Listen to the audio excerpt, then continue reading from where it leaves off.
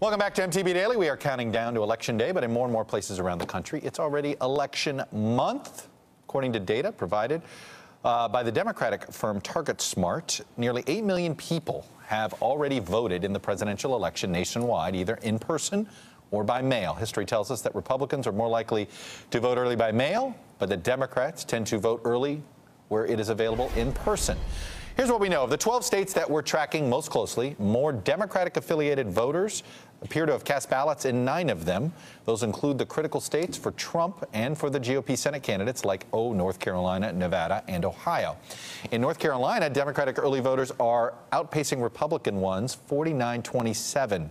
A big gap compared to 4 years ago. And in Nevada, where early in-person voting started on Saturday, Democrats have a 14-point lead in ballots cast, 48-34, according to our Nevada expert, John Ralston. That's pretty similar to the first 3 days of early voting in 2012, when Barack Obama ended up winning the state. And finally, Florida, according to TargetSmart and the Florida Division of Elections, Republican-affiliated voters are outpacing Democrats among returned absentee ballots.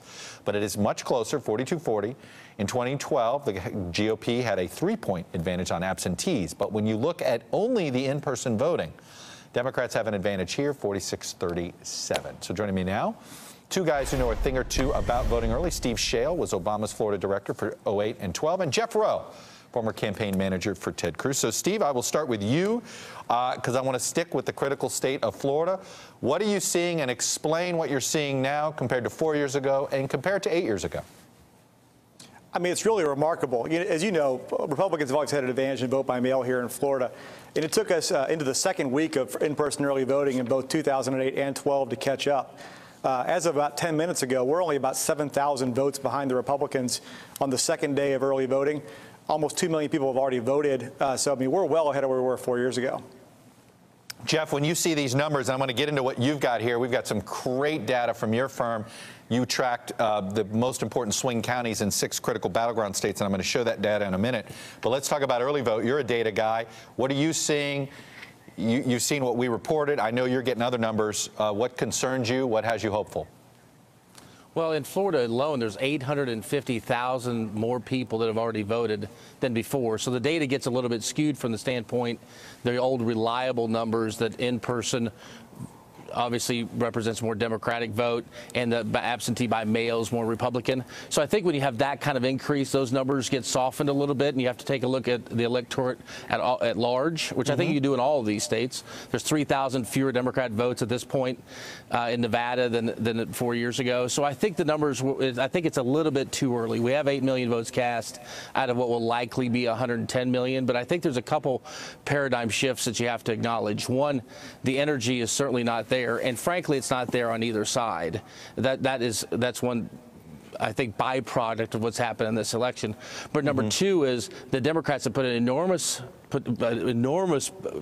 push into early voting because their entire electorate, their map depends on it. And so that's what, and the reason why it depends on it is because they want to say this race is over.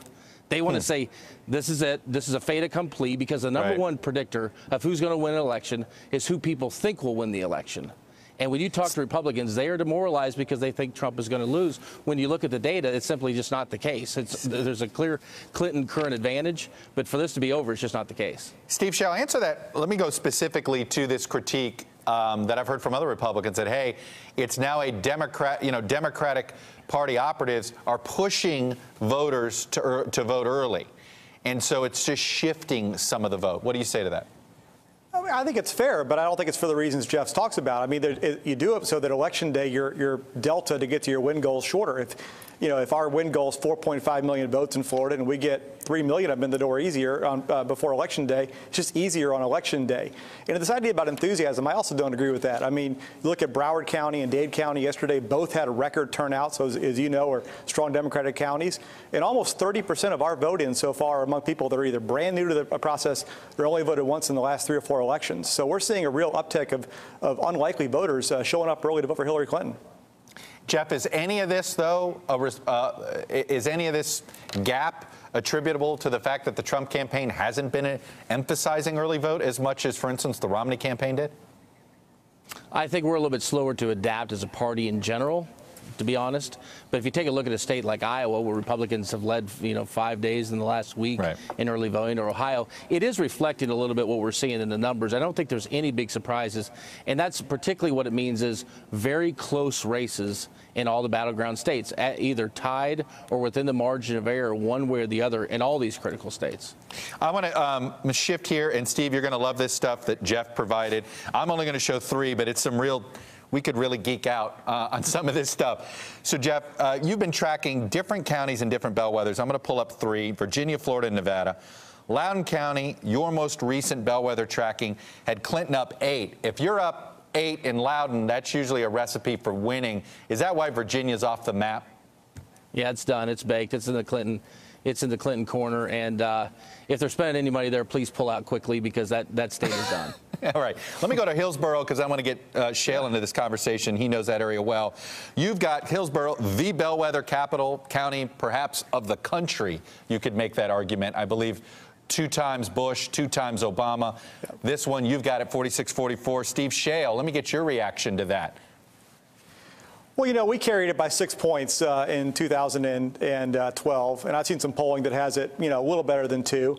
I will say yesterday it was 49-35 D to R in terms of first day of early voting. Total early vote and absentee at this point is about +7. So it's doing a little better in terms of those voters than 4 years ago. It's also getting more Hispanic. There's a large growing Mexican population there. So, I suspect that, again, if we win Hillsborough, we're going to win Florida. Very quickly, Schale, when was the last time someone won Hillsborough County and did not win statewide?